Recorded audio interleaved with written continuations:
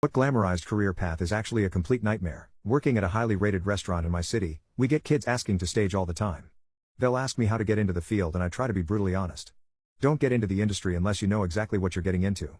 The fact you have to work for free before being offered a job, rather than going off experience/interview/references like most other jobs, should be a red flag. The pay increase is one of the slowest of all industries. A lot of places don't allow overtime, but you have to be prepared for service, so the expectation is you'll willingly work off the clock 20 plus hours each week.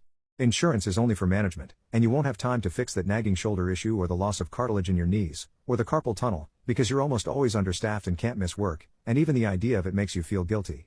You'll see people fall to substance abuse and depression, and may likely succumb to it yourself when the cute bartender is the only girl whose schedule makes it possible to have a normal relationship. Otherwise, you may get to see your SO once a week on your day off, if you're that lucky, or you're fortunate to already live with them and sleep next to them when you get home late and they've already gone to bed.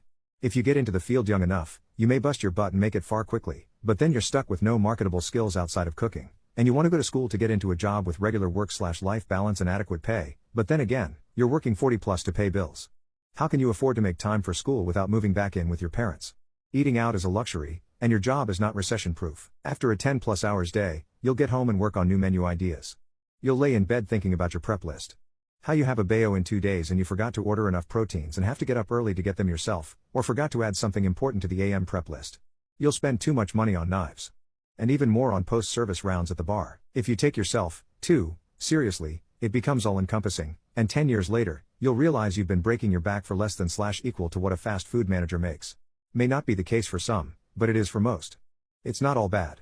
You get to play with sharp knives and fire. You can swear in 4 languages. You'll meet tons of interesting people. You'll probably be in somewhat good shape because you're constantly moving and working at a calorie deficit.